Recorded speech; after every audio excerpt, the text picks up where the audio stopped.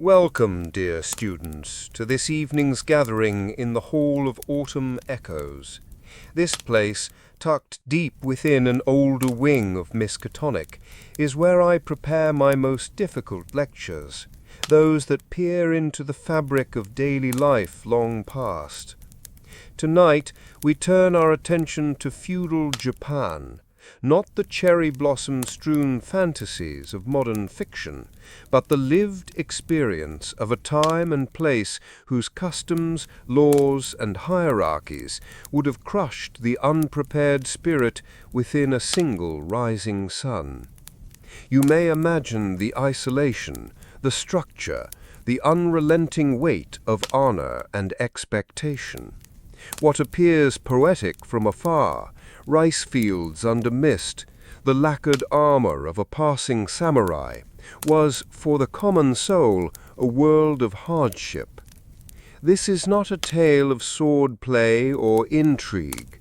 This is a quiet exhumation of truth.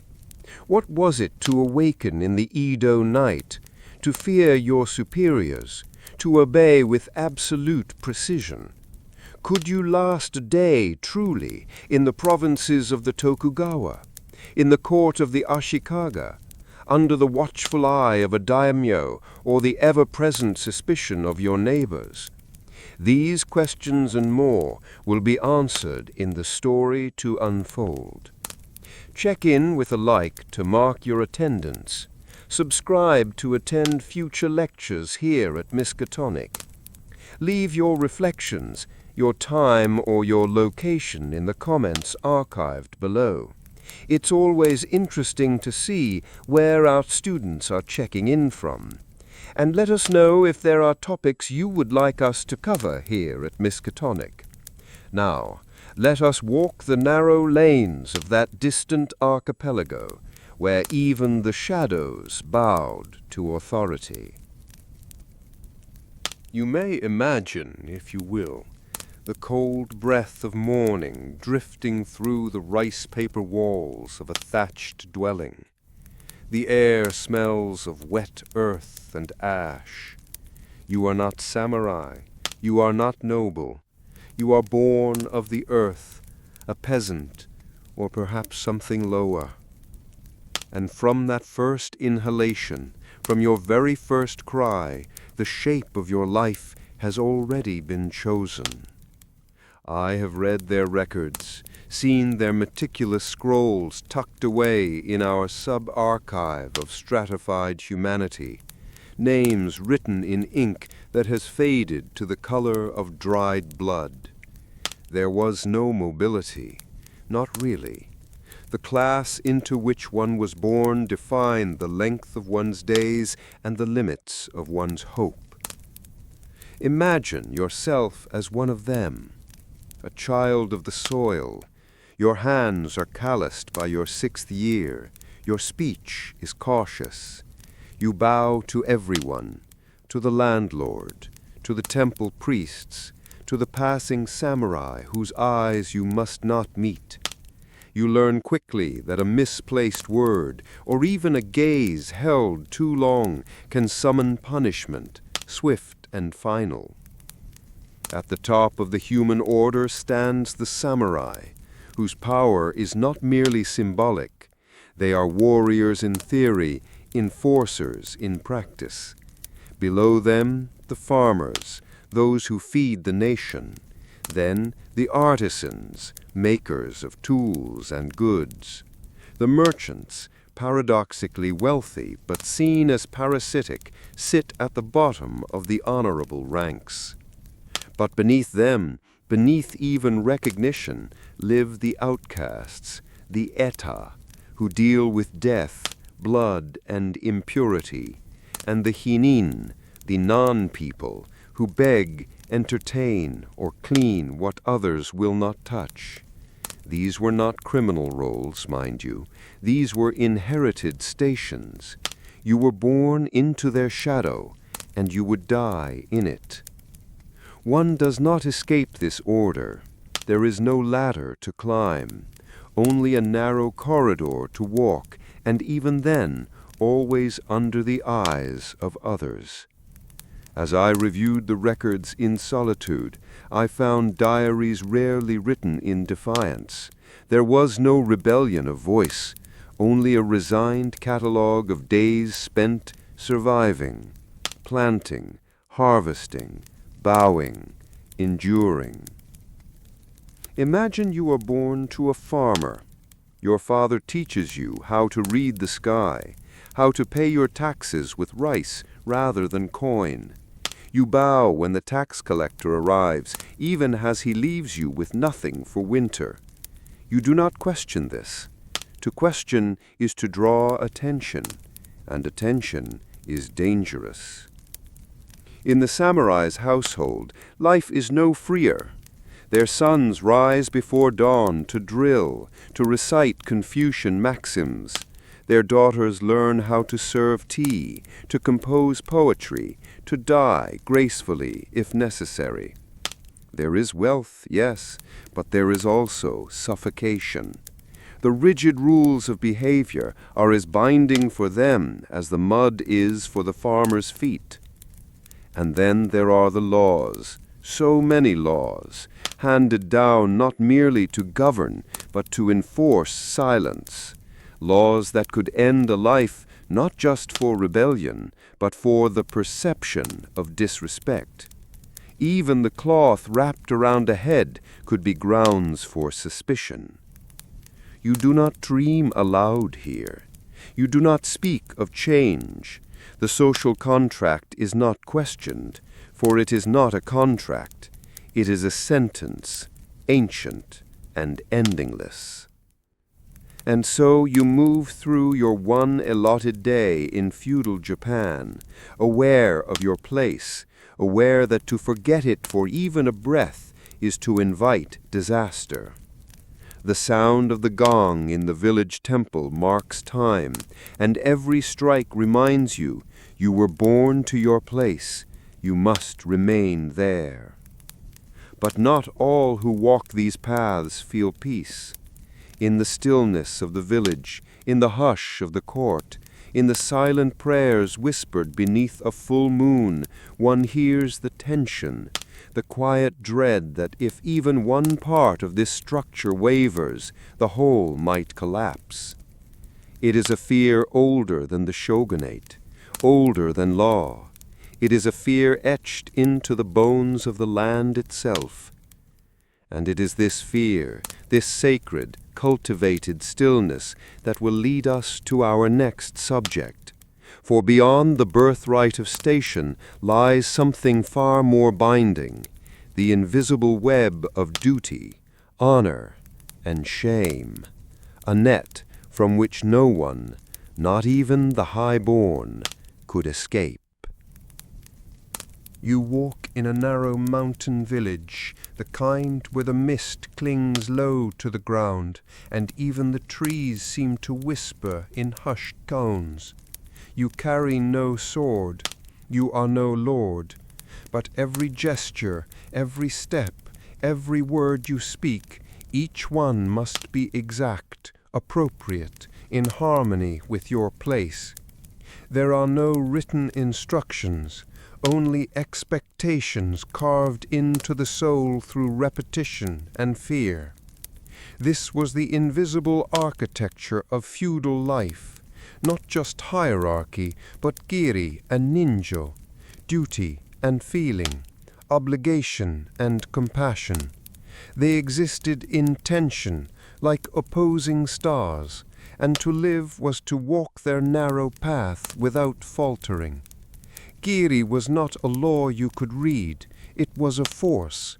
You owed loyalty to your lord, obedience to your parents, deference to your elders, propriety in every exchange. You did not seek to please only yourself, for that would be shameful. Instead, you shaped your inner life to match the demands of your outer world.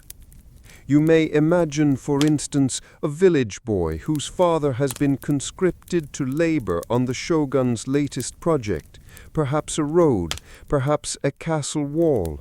The boy must now tend the fields, care for his younger siblings, and offer rice at the shrine for his father's safe return. He does not complain. He bows. He carries the weight in silence. This is Giri. But within him a quieter voice may stir, ninjo, the human feeling that longs to cry, to rebel, to say, "This is too much." Yet he cannot, not publicly. The feeling is real, but it must be folded into ritual. He may express sorrow through poetry, or compose a haiku that drifts through his household like incense. But even sorrow has its proper container. In the samurai household, this struggle is sharper still. A retainer might be ordered to commit seppuku, ritual suicide, because his lord has been shamed. He does not question the justice of it. He bows, writes his farewell, and prepares the blade. He may feel terror. He may feel wronged, but his feelings are not his own. They belong to his giri. To deny them is to become monstrous in the eyes of his peers. As I reviewed the correspondence of such men, copies preserved here in the Hall of Autumn Echoes, I was struck by how rarely they mention the self at all. Letters home speak of seasons, of duties performed, of the honor of service. One samurai, in her farewell note to his wife, apologized not for dying, but for the shame his execution would bring to her reputation, not her heart, her reputation. And yet the human spirit finds expression even within the tightest bonds. A merchant woman, forbidden to grieve openly for her lost son, weaves tiny dragons into the fabric of her kimono, symbols of ascension, of loss unspoken. A Buddhist monk, unable to protest a corrupt lord, composes a sutra whose hidden structure encodes a plea for justice. These were the rebellions of the soul, folded like origami into duty. But not all found such quiet paths. There were moments, brief, dangerous moments, when giri failed, when a peasant struck a tax official, when a vassal fled his lord's command, when a young woman refused the marriage arranged by her father. These moments were not met with understanding. They were met with swift correction, banishment, punishment, silence. You wake one morning to find your neighbor's home empty. No one speaks of it. You do not ask. A silence falls, heavy with the weight of time. What makes the web so powerful is that it is maintained not by tyrants alone, but by one's peers. The blacksmith watches the brewer. The brewer watches the farmer. Everyone watches everyone, bound by shared fear and the endless dance of etiquette. Even kindness becomes ritualized, folded into expected gestures. To give without the proper bow, to help without receiving permission, is to disrupt the flow. Even compassion must know its place. In such a world, there is no true privacy. Even your thoughts must be measured, your grief shaped, your joy quieted. And yet, beneath this suffocating order, pressure builds. You may imagine a world so tightly wound that even the smallest disruption, a missed bow, a delayed tax, can ripple outward into suspicion, punishment, or collapse. In our next chapter, we shall step into that danger. For while the ladder of class defined your place, and the web of obligation governed your motion, there remained one final threat, the watching sword of the samurai, and the violence that preserved the peace. You wake before the sun. The air is damp, the straw beneath you brittle with age. Outside, the road is already swept, though no one claims to have done it. A neighbor, perhaps, acting out of courtesy or obligation. You nod to the figure passing by, Not too deeply, he is not your superior, but enough to satisfy the ritual, and you say nothing. You have learned that to speak carelessly is to be seen, and to be seen is to be vulnerable. For in feudal Japan, deviation was perilous. Not just defiance, but even accident, misunderstanding, or innovation. To step out of place, however gently, was to court retribution not only from those above, but from those beside you. It was not merely a breach of rule, it was a betrayal of the harmony that kept the world intact. Imagine now a boy who laughed too loudly during a festival, his joy mistimed, disrupting the sacred procession. The shrine keeper's gaze was enough, cold, brief, unforgiving. The boy did not return the next day. His family swept their steps in silence for a month. Nothing was said aloud. It didn't need to be. This, I have come to understand, is how social control operated most powerfully, not through open brutality, but through a collective refusal to acknowledge those who strayed. To fall from grace was to vanish from the story, to be made a ghost among the living. For the samurai class, the consequences were sharper. Their code, Bushido, was a lattice work of strict behavior, loyalty, and martial discipline. But it was also a prison. A samurai who failed in duty was not merely shamed, he was required to erase himself, and not metaphorically. Seppuku, ritual self-embowelment, was seen as a cleansing act. One's death restored one's honor, like a broken seal replaced with wax and fire. You may imagine the silence before such an act, the calm preparation, the poem written just before the blade. I have seen translations of these verses, some bitter, some serene, not a cry for help, but a final act of controlled artistry, even as life ends. Yet punishment was not reserved for the warrior class. A peasant who failed to pay his taxes might find his family scattered to other villages, his home burned as an example. An artisan who made a blade with flawed steel might be banned from work, or worse, publicly humiliated, which in such a world could be a social death sentence. Even a merchant who prospered too visibly could be accused of arrogance, stripped of his standing, and made to grovel before the local magistrate. A silence fell, heavy, with the weight of time. To survive, one learned to move within the grooves left by those before. You bowed when expected. You spoke in proper order. You never sat before your superior unless invited. You did not wear silk if you were born to linen. And most of all, you did not rise above your place, not even in thought.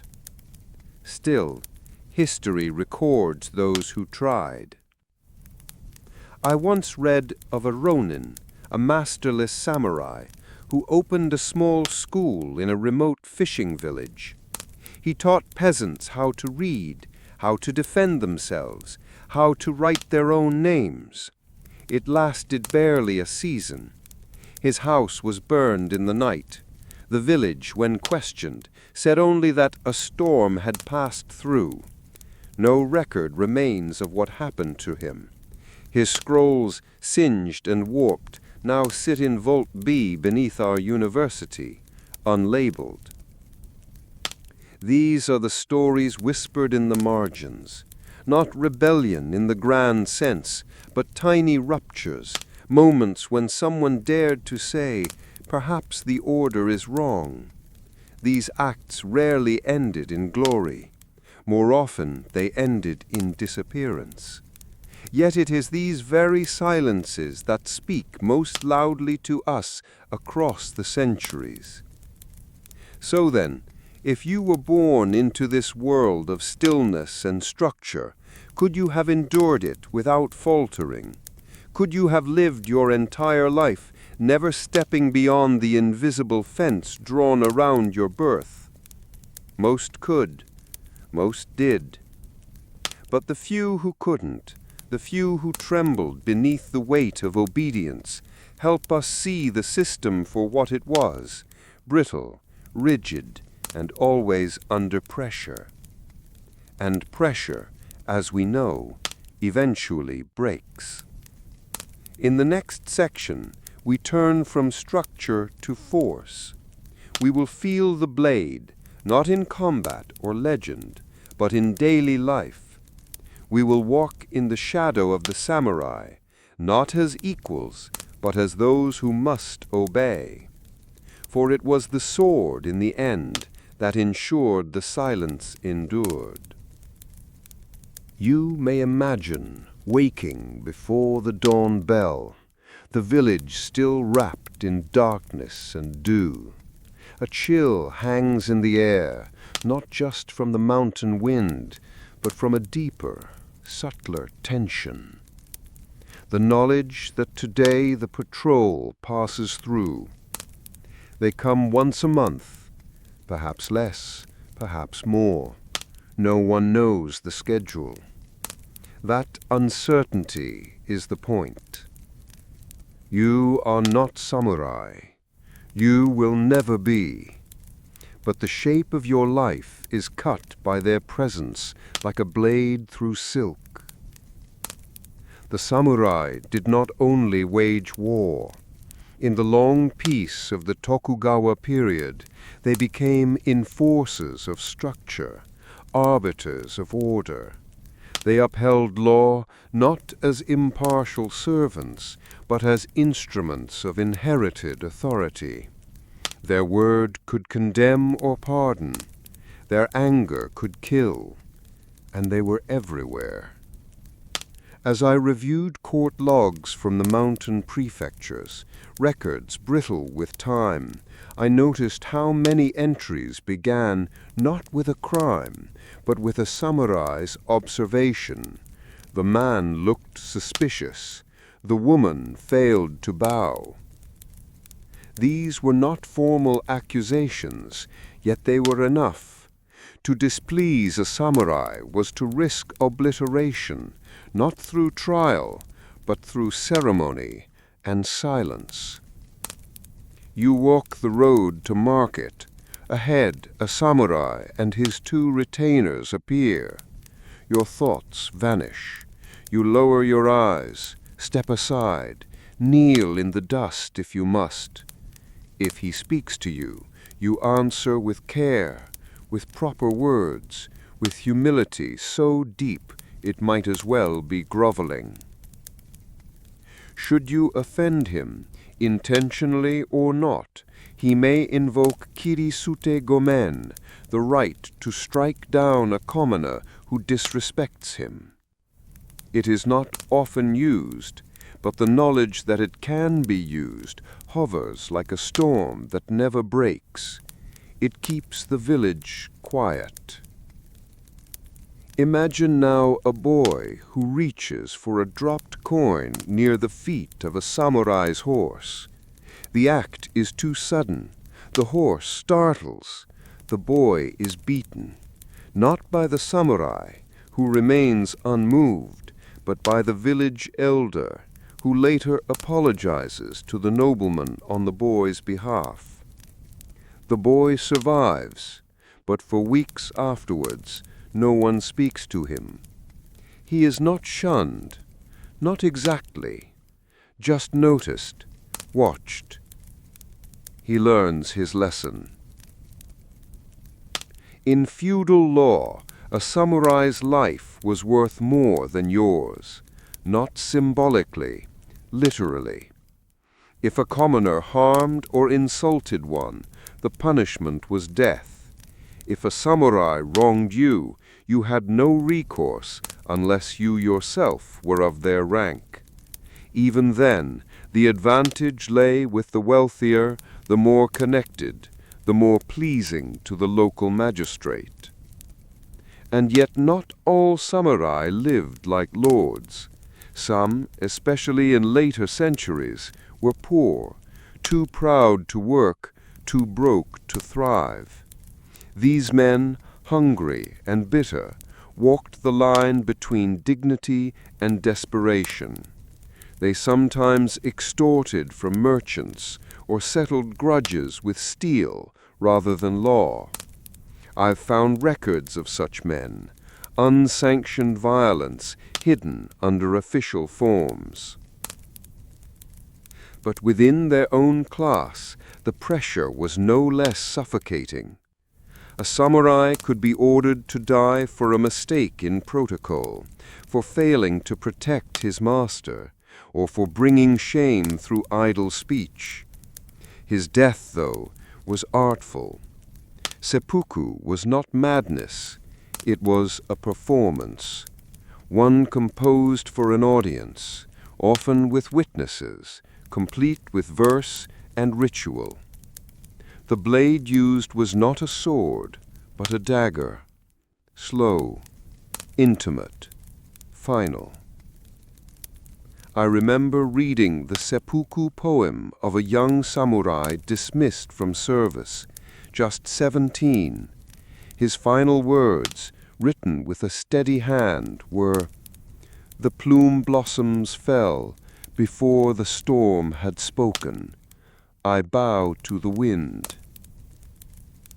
You may imagine what it meant to raise a child in such a world, to know that pride could destroy them, that the wrong phrase could end their lineage.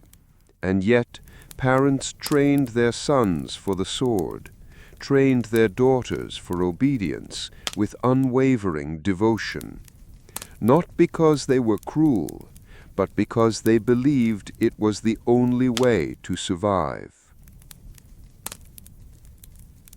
It is easy now, centuries removed, to romanticize the samurai, to speak of honor, of bushido, of discipline. But in the daily lives of those beneath them, the samurai were not symbols of poetry. They were walking reminders of one's vulnerability, of the blade that might fall, unseen and unexplained. And so you lived carefully. You learned to read tone, to bow with precision, to predict silence before it arrived. You taught your children the same, not out of reverence, but out of necessity. But even such caution was no guarantee of safety. In the next part of our lecture, we shall step even lower, beneath the steel, into the soil. We will become the peasant, the laborer, the taxed and forgotten, and we will ask what it means to survive in a world where the harvest itself may not be yours to keep. You rise with the sun, though your body begs for more rest. Your knees ache from the previous day's bending, and your palms are still rough from the sickle's haft. But there is no pause. The harvest waits, and the tax collector does not. You are a farmer, not by choice, but by birth. The land is not yours. The rice you grow does not belong to you, and yet you must treat it with reverence. Each stalk you press into the flooded field is a prayer for survival, a gamble against insects, weather, and misfortune. You do not gamble for profit, you gamble for permission to live another year. In feudal Japan, the peasant was both honored and oppressed, called the backbone of the nation, yet bent beneath its weight. Officially, farmers ranked just beneath the samurai in social standing, but in practice they were often treated as beasts of burden, expected to provide the material wealth upon which the ruling class feasted. You may imagine a narrow village road, bordered by slanted fields, the thatch-roofed homes leaning inward as if ashamed. The tax agent arrives, not every month, but with enough frequency that the fear never leaves. He travels with escorts, often samurai. Their presence ensures that the collection will be orderly.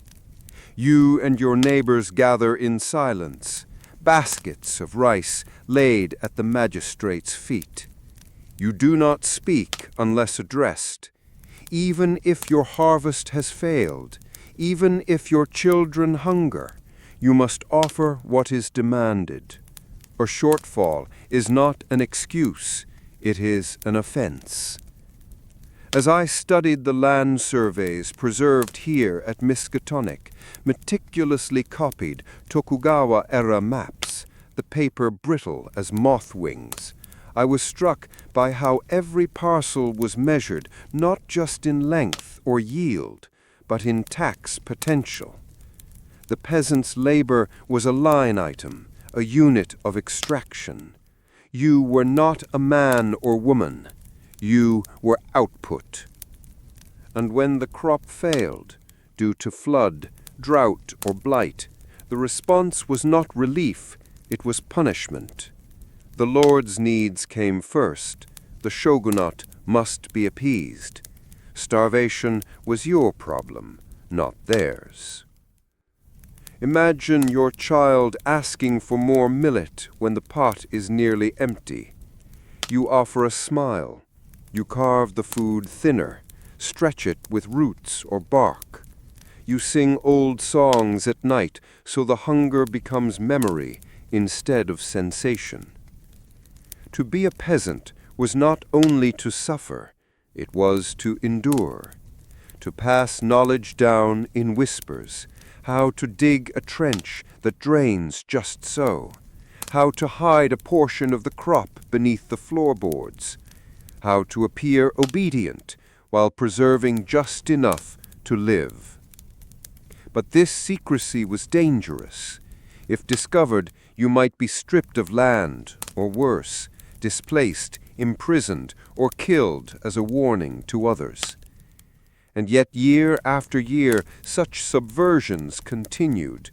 Quiet resistance pressed between seasons like drying herbs. There were no heroes among you, only survivors. Women bore an even heavier burden. They rose before their husbands to stoke the fire, prepared meals in silence, then worked the fields or spun cloth. They raised children under the watchful gaze of the entire village, for a child's shame could stain a household's name for generations. Even joy was rationed.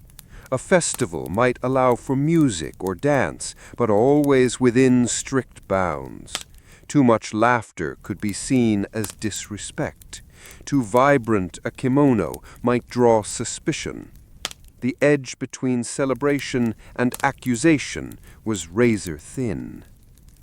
I recall a passage from a temple record describing a peasant who was executed, not for violence or rebellion, but for singing a folk song deemed disruptive.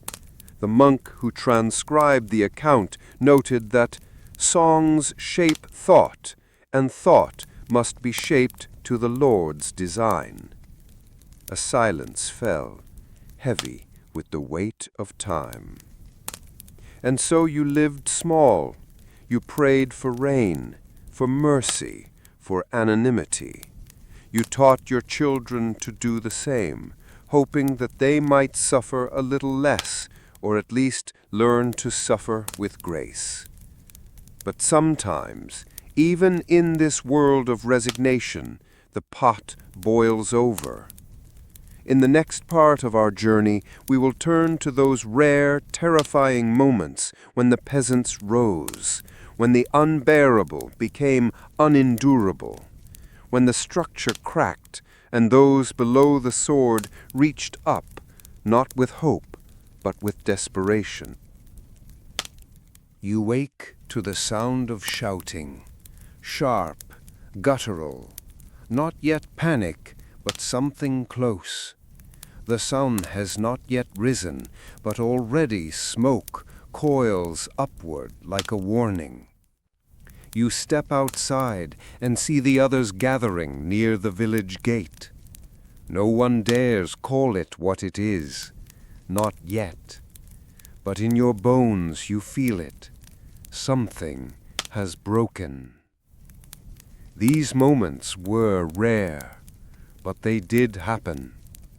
In the brittle ledgers kept within the subterranean archives of Vault B, I have read the reports, stamped with imperial seals and written in hurried brushstrokes.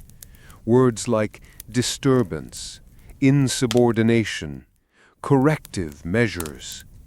But these are tidy phrases. They smooth over what was in truth an unraveling of the ancient order. Peasant uprisings, yakusho iki. The term is elegant, almost gentle, but what it describes is anything but.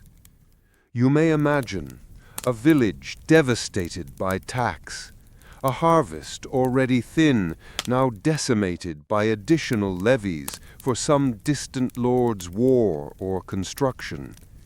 The magistrate has offered no relief, the priests no comfort, and so the villagers gather not to pray, but to plan. At first it is small. They send a delegation to plead their case, but the official refuses to hear them. He orders the leader flogged. That night, the villagers take up hoes and sickles. They break the rice storehouse open. They burn the tax records. In doing so, they are no longer farmers. They are criminals. News spreads. Other villages, hungry and emboldened, join. A local monastery offers shelter. A few ronin drift in, perhaps seeking purpose, perhaps just food. For a moment there is unity. For a moment they believe change is possible, but it never lasts. The response from the daimyo is swift, not always immediate. He may wait, watch, let the unrest flare so he can see its reach. And then comes the blade. A retinue of mounted samurai arrives not in anger, but in precision. They do not negotiate, they do not question, they extinguish. Those identified as ringleaders are executed publicly, their heads displayed on pikes at the village edge. Sometimes entire families are exiled, sent to distant provinces to labor in obscurity. A field may be salted, a shrine torn down. The land remembers. And the rest? They return to their work, bent deeper, silent longer, eyes lowered further. The rebellion becomes something that is not spoken of, but never forgotten. A lesson etched into rice husks and the creak of the wind through thatched roofs. But what fascinates me most is not the violence, it is the echo that follows. In one record, a village known for an uprising rebuilt its temple bell from the broken weapons left behind. They forged peace from the tools of resistance. In another, the women of a punished village began weaving a secret pattern into funeral garments, a design said to ward off vengeance from unavenged spirits. It is in these small rituals that the memory of rebellion survives, not as glory, but as warning. And sometimes the system does not need to break for fear to bloom. The mere possibility that others might rebel is enough to change behavior. Lords tightened their codes, increased surveillance, demanded even stricter obedience. The hierarchy responded not with reform, but with calcification. And still, the structure endured. But just as the rice stalk bends under too much wind, so too does society shift under prolonged weight, not through revolution, but through ritual, through the reshaping of behavior, belief, and silence. As we leave this section, I ask you to consider not the rebellion itself, but the pressure required to cause it, the long grinding days that preceded the scream. For in our next exploration, we will step away from overt force and into something subtler, perhaps even more binding: ritual, the great machinery of tradition that made compliance feel like honor and submission feel like beauty. A world in which the proper bow mattered more than truth. You rise again. The sun has not yet burned away the mist, and the hearth is cold. But today is not like the others. Today there is a ceremony, perhaps a wedding, or a funeral, or an offering to the shrine. You feel it in the air, a tightness, a pressure, not of danger, but of expectation. Every movement you make will be watched. You dress with care, your left sleeve first, then your right. You bow to your sandals before placing them on your feet. Even these gestures are prescribed. They are not simply custom, they are ritual. And in feudal Japan, ritual was not merely sacred, it was survival. I remember as I sat among the scrolls in the Hall of Autumn Echoes, unrolling the instructional manuscripts passed down through generations, not laws, not edicts, but guides. How to pour tea, how to address your father-in-law, how to kneel before your lord. Each gesture was a word in an unspoken language. To misstep was to miscommunicate, and miscommunication in such a world could destroy everything. You may imagine yourself attending a tea ceremony, not as host, but as guest. You must arrive exactly on time, neither early nor late. You must enter in silence, stepping precisely to avoid creaking floorboards. You bow and you bow again. You do not speak until spoken to. The tea, when offered, must be turned before drinking, so your lips do not touch the carved image facing outward. You must compliment the cup, but not the tea. You must finish in 3 sips. You must place it down without sound. None of this is arbitrary. It is language without words. And the host, he has spent days preparing, raking the garden gravel in concentric patterns, selecting the precise incense, choosing a cup whose imperfection tells a silent story about impermanence and beauty. This is not hospitality. This is a performance, and your presence is part of the script. But ritual extends beyond the elegant. It governs grief, too. You may find yourself at a funeral. You kneel in silence. The widow wears white, not black. The incense burns in slow spirals. You offer rice to the spirit of the deceased. You speak in set phrases, never improvising. The tears may be real or they may not be, but the ritual is always true. And when a samurai commits seppuku, if such a thing happens in your lifetime, You do not look away, you witness. That is your role. You bear the burden of the ritual even if you do not wield the blade. What strikes me most in all these rites is the way they bind community. They transform unbearable moments into bearable patterns. They offer a way to endure without resistance. In a world where you own nothing, not your land, not your labor, not even your future, ritual offers the illusion of control. And sometimes illusion is all that stands between despair and survival. Even among the lower classes, rituals flourish. A merchant offers 3 bows to the shrine before opening his stall. A peasant thanks the field before harvesting. A mother sings the same lullaby each night, tracing the child's forehead with the same pattern of touch, as if to inscribe safety into the skin. Ritual is repetition, but it is never hollow. It is memory encoded into movement. It is the language of the dead, still spoken with the body. And over time, ritual becomes self-policing.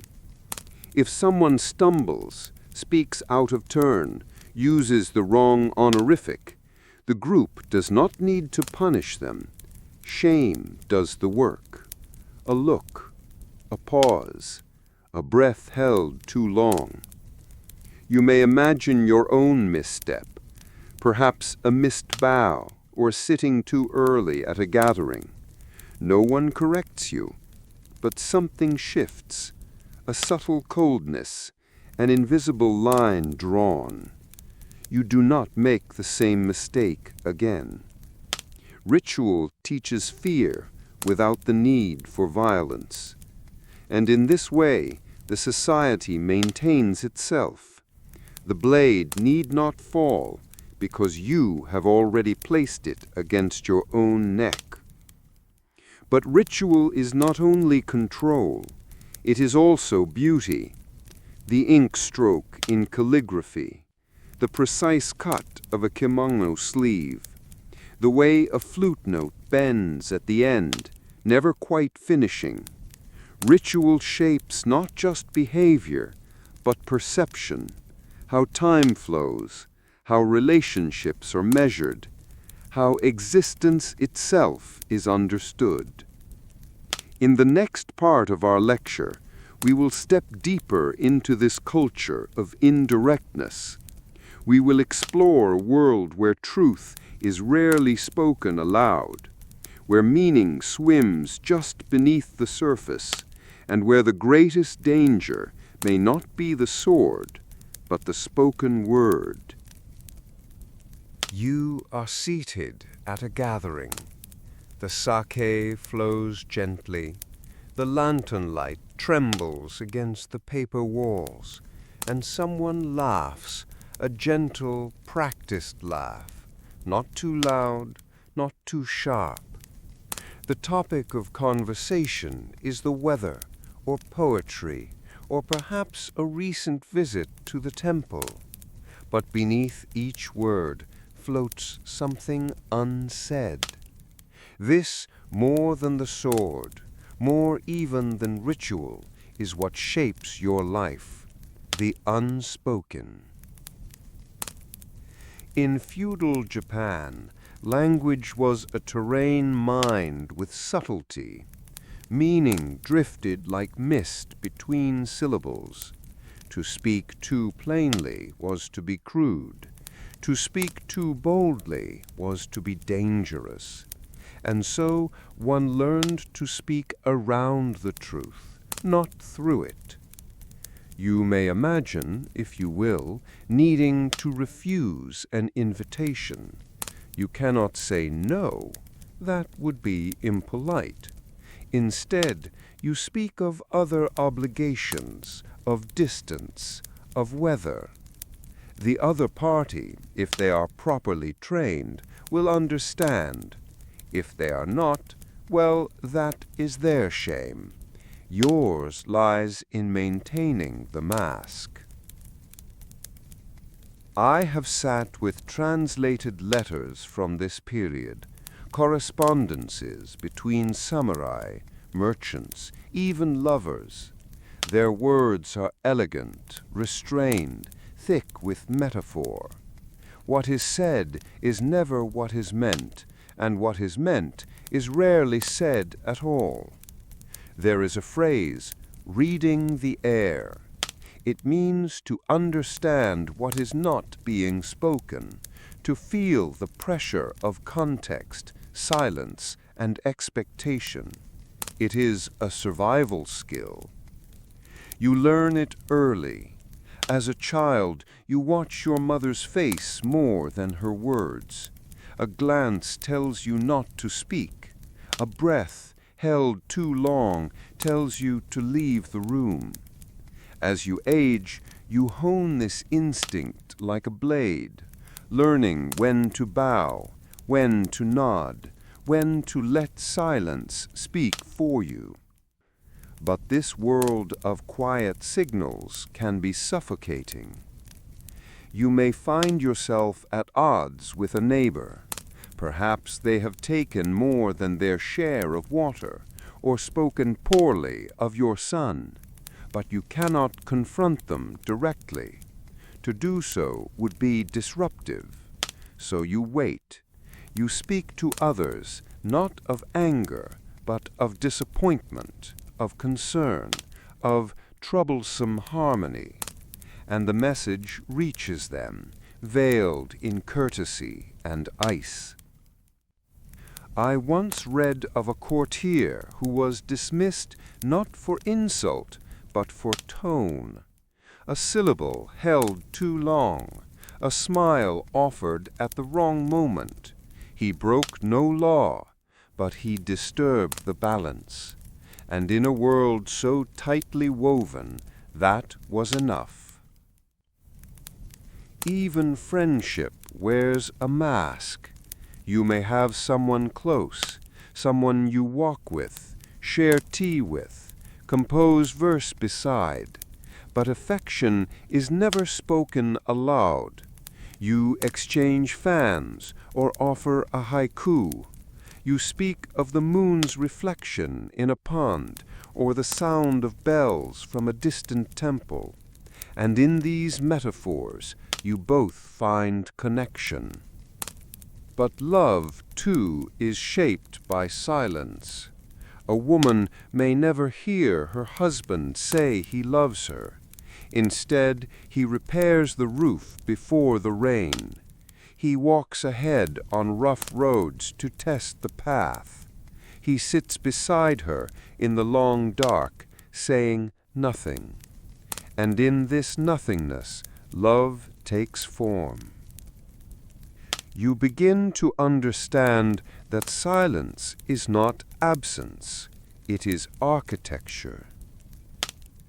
But what happens when silence hides pain? Imagine a servant who is mistreated. She cannot complain, for that would shame the household. She cannot cry, for that would disrupt the illusion. So she smiles, bows, and her suffering becomes ritual. Her bruises fade beneath layers of kimono and expectation. Imagine a man falsely accused. He bows, he apologizes, he disappears. His innocence is irrelevant. What matters is harmony. A silence fell, heavy with the weight of time. These are not isolated moments. They are the structure itself. A society built not on transparency, but on restraint, not on justice, but on performance. And in such a world, to be seen too clearly is to be in danger. But this, too, is a kind of beauty. A flower does not scream its fragrance. A lantern does not shout its light. In feudal Japan, power moved in whispers, and safety lay in shadows. And yet, the mask was not always worn willingly. There were those who tired of reading the air, who longed to speak plainly, to step outside the dance, to breathe without measuring every breath. In our next part, we shall explore what it meant to live under such masks, not just in words, but in identity. How one's very self became a performance, how daily life was not lived, but acted under the gaze of both the living and the dead. You wake and begin your performance, not with lines or costume changes, but with the quiet choreography passed down from birth. You bow at the doorway, offer your morning greetings with the proper intonation, adjust your sleeves to cover the wrist, avert your gaze just so. You are not yourself, not fully. You are a mask shaped by generations, by law, by fear. And behind that mask, your true expression waits in silence. In feudal Japan, identity was not a private matter. It was a stage role, assigned at birth and enforced by eyes that never closed. Whether you were peasant, merchant, artisan, or warrior, you inhabited a part. And to deviate was not merely a personal rebellion, it was a disturbance in the entire production. The streets of Kyoto, the hamlets of Shinano, the coastal villages of Shikoku, each bore witness to this theater. You may imagine yourself walking these streets in sandals worn to the grain, your every step placed as if rehearsed. The way you carry your bundle, the way you greet your neighbor, even the way you express grief or joy, each gesture must conform to expectations, not just from authority, but from everyone. The merchant displays humility before the samurai, yet cunning behind his fan. The samurai walks with gravity and restraint, even when debt and hunger gnaw at his pride. The craftsman praises his patron's taste, even when the design offends his sensibilities. The performance never stops. There is no curtain call. As I studied diaries preserved in the paleographium of obscure ephemera, fragments of confession written in hidden kanji, etched faintly into the margins of ledgers and calendars, I found a recurring sentiment: exhaustion. Not from labor, but from pretending. One man wrote, "I do not know where I end and my manners begin." Another simply noted, "My face aches from smiling." Obedience was not passive, it was active, vigilant, rehearsed. Children learned early. A daughter practices her bows until her spine aches. A son is taught to kneel without a sound. Tears are discouraged unless part of a prescribed ritual. Grief must be beautiful. Fear must be masked with composure. You are not taught who you are. You are taught how to be seen. Even within the family, roles were performed. A father must be stern, even if his heart trembles. A wife must be modest, even when her knowledge surpasses her husband's. A younger sibling must defer, even when wiser. The truth of emotion was less important than the illusion of balance. And sometimes The mask became too heavy. You may imagine a samurai stripped of his income due to a change in domain policy, now destitute, yet still required to maintain appearances. He cannot show poverty. He cannot labor like a commoner. And so he sells his family heirlooms, eats less, wears threadbare silk. Eventually, he vanishes, his absence explained by illness or travel, but the silence around him is understood. Or consider the merchant who gains too much profit, so much that it draws the notice of officials. To protect himself, he stages a fire in his warehouse, blames bad luck, and accepts sympathy. Behind the mask of misfortune, he hides success. That too is obedience. You do not tell the truth in this theater. You perform it. But what is most chilling is not that the system demands this of you.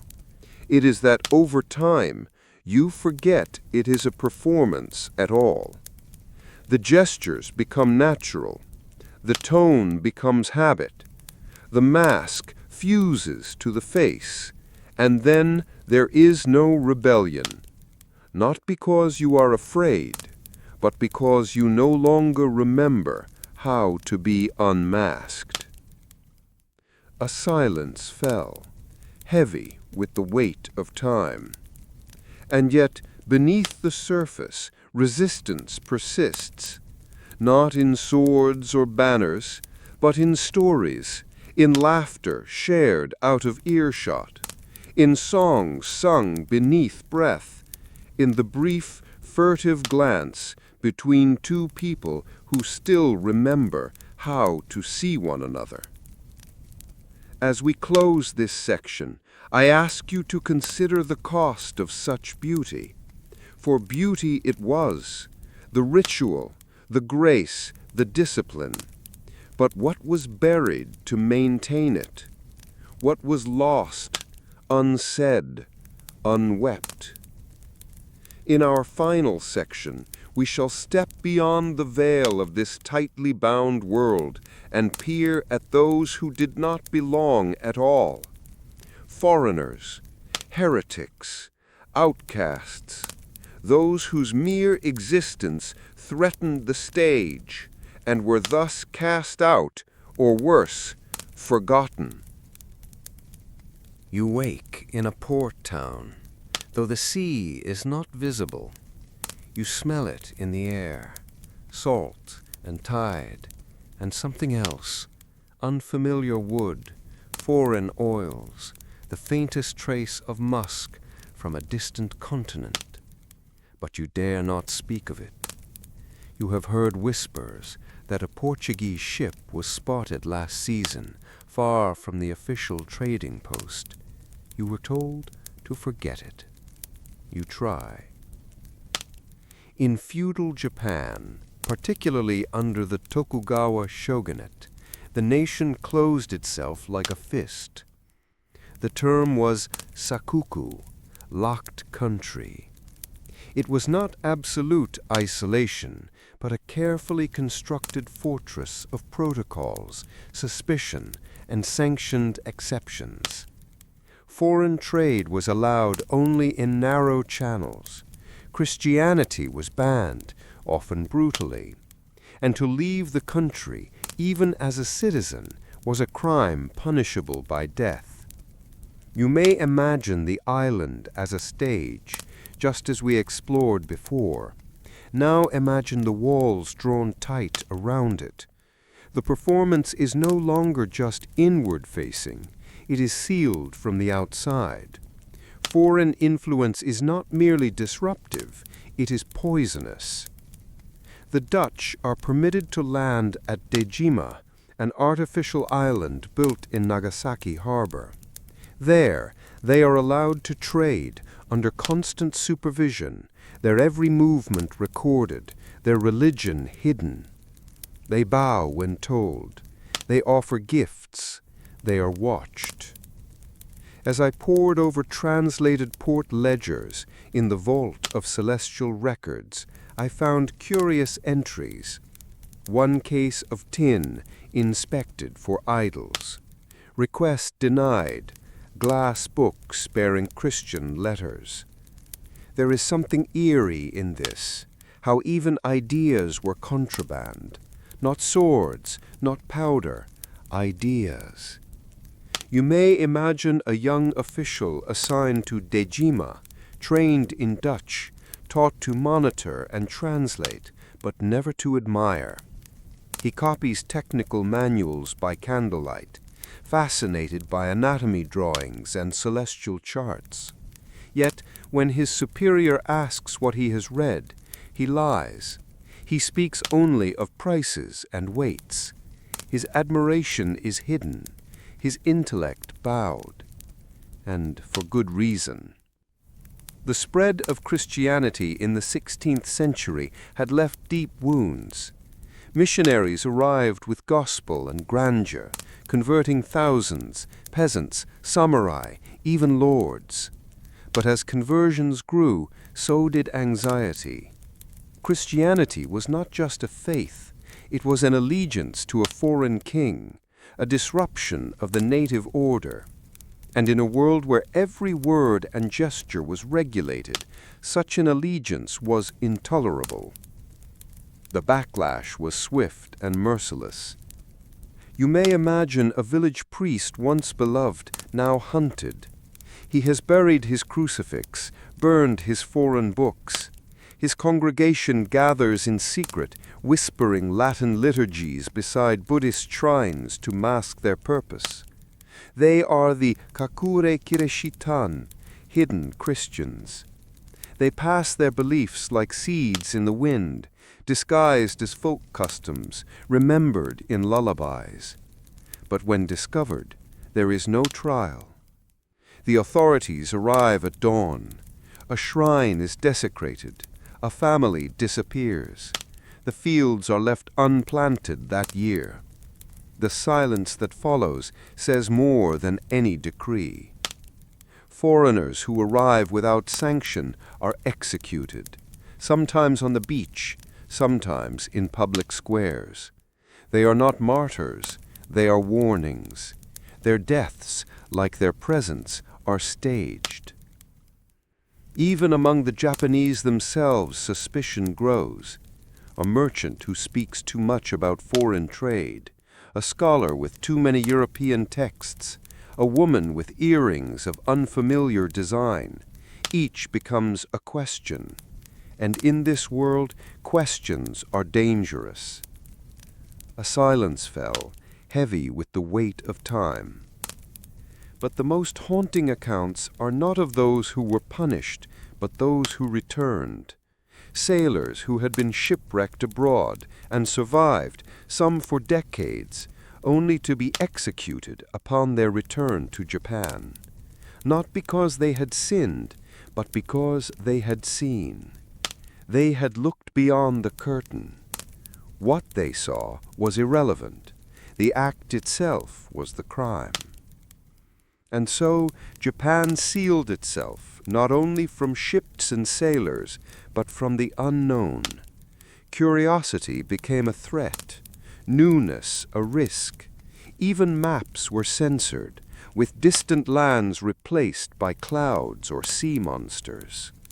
Yet the curiosity remained, hidden, compressed, waiting. In the next part of our exploration, we will walk with those who were not foreign, yet not accepted, the heretics, the untouchables, the unseen. We will see what becomes of those whose very existence defied the script, and we will ask what it means to live where no role has been written for you. You walk the village path, but your footsteps make no sound.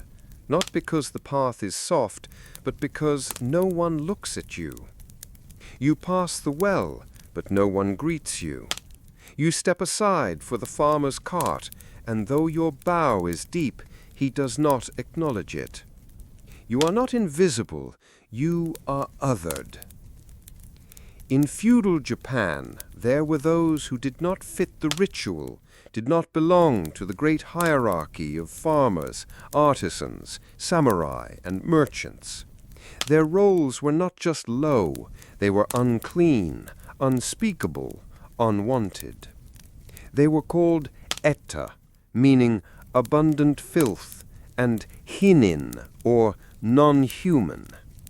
These were not insults, they were categories. You may imagine yourself born to a family of leather workers. The trade is necessary. Who else will tan hides, process animal remains, craft the sandals for the priest and the sheath for the Lord's sword? And yet your touch is feared, your presence avoided, your home built on the edge of the village, near the river, or across the hill, beyond where the roads are mended. The etta handled death, animal and human. They were butchers, tanners, undertakers. Their labor was essential to society, yet they were considered impure, forbidden from temples, barred from marrying outside their caste. In this contradiction, needed yet despised, they endured. Even their shadows were thought to pollute. I found, buried deep in the accounts stored within the antiquarian hall of anthropological study, a record of a wedding annulled when it was discovered the bride's grandmother had once worked with hides. The magistrate declared the marriage spiritually unstable. No law had been broken, but law was not the measure, purity was. The hinin, meanwhile, existed outside labor. They were beggars, entertainers, wanderers, criminals in remission. Some were assigned this status temporarily, others were born into it. They could be pressed into forced labor, sold or relocated at will. Their names often did not appear in census records. They were alive, but not counted. And yet, within these shadows, culture flourished. You may imagine a traveling troupe of kabuki performers, officially designated as hinin, passing through a town at dusk. Their faces painted, their costumes elaborate. They are not invited to the inn, but a farmer lets them sleep in the barn. That night they perform behind the shrine. The villagers come, pretending not to. Laughter ripples, quiet and fast, like stolen silk. Or picture the burakumin, the later term for etta descendants, forming tightly knit communities in the hills, creating their own shrines, their own rituals, their own legends. A parallel Japan, one built on the cast-offs of the official world. These people lived not in defiance, but in exclusion, and exclusion became their inheritance. Punishment, too, marked the boundaries of identity. Heretics, Christians who refused to recant, were often subjected to the fumi-e, a test in which they were ordered to step on an image of Christ or the Virgin Mary. Refusal meant death. Acceptance brought suspicion. The act itself was a ritual of erasure, forcing the sacred to be publicly desecrated. It was not about belief, it was about conformity. Others simply vanished. You may imagine a village woman who tends to the sick using folk remedies taught by her grandmother. One day a child dies. The blame, though unjust, settles on her like ash. She is labeled a yama-uba, a mountain witch. Her home is burned. The shrine priests offer cleansing rites. Her name is no longer spoken. A silence fell, heavy with the weight of time. What terrifies is not the act of othering, but how easily it takes hold. No proclamation is needed, no trial. A gesture, a whisper, a pause in conversation, these are enough. The role is not written, but enforced. And yet, There is something deeply human in those who continue despite being denied a place. The wandering bard, the midwife, the outcast shrine keeper. They survive not through rebellion, but through presence, quiet, enduring presence. They remind us that the map drawn by law and ritual is not the only terrain. And so we approach the end of our journey, not with resolution, but with reflection. In our final part, we will ask what remains of all this, the order, the silence, the masks and margins. What echoes have survived into our present? What ghosts still shape our sense of self, of belonging, of identity? You wake not in feudal Japan, but in your own room. The window is modern, the air is filtered, but still the old rhythms stir beneath the surface. You brush your teeth with practiced gestures. You nod in elevators. You hesitate before speaking your mind. The mask, though changed in shape, has not vanished. This is the echo. As I sat beneath the quiet arches of the Hall of Autumn Echoes, tracing old census records and outlawed creeds, I found myself wondering, not only about those who lived within feudal Japan's unyielding walls, but about how those walls linger around us still. Not physically, no, but in the way we define worth, in the categories we inherit without question, in the roles we step into each morning as if by instinct. You may imagine a modern boardroom in Tokyo, a classroom in Kyoto, a subway in Osaka. The bows are subtler now, the rules unwritten but deeply felt. One does not shout, one does not interrupt, one does not stand out. The performance continues, refined by centuries of ritual, now housed in concrete and fluorescent light. The samurai are gone, but their posture remains. The merchant's caution, the peasant's humility, the outcast's silence, these are no longer class-bound, yet they persist as cultural memory, as inherited reflex. You may feel it when a colleague declines a compliment, when a stranger apologizes before asking for help, when grief is expressed only through an absence of words. And yet something else has traveled through time, the hidden resistance, the folk song preserved under a layer of rice chaff, the coded prayers of the Kakure Kirishtan, passed through lullabies and kitchen prayers, the hinin's laughter beneath the shrine. These were not destroyed, they transformed. Today you may find Burakumin descendants working in every field. You may see Christian churches thriving in Nagasaki. You may read poems that once would have invited suspicion, now published openly. But the past remains close, like mist just beyond the lantern's edge. There is, too, a fascination from the outside world. Tourists walk the narrow streets of old Kyoto, searching for the ghost of the geisha, the echo of the samurai blade. They admire the silence, the grace, the perfection. But few understand the cost. The beauty was not free. It was carved from fear, enforced by law, and internalized by centuries. We must not forget that behind each painted screen was a person whose name was never written. Behind each tea ceremony, a history of obedience. Behind each bow, a generation taught to endure without voice. A silence fell, heavy with the weight of time. And so we return to our question.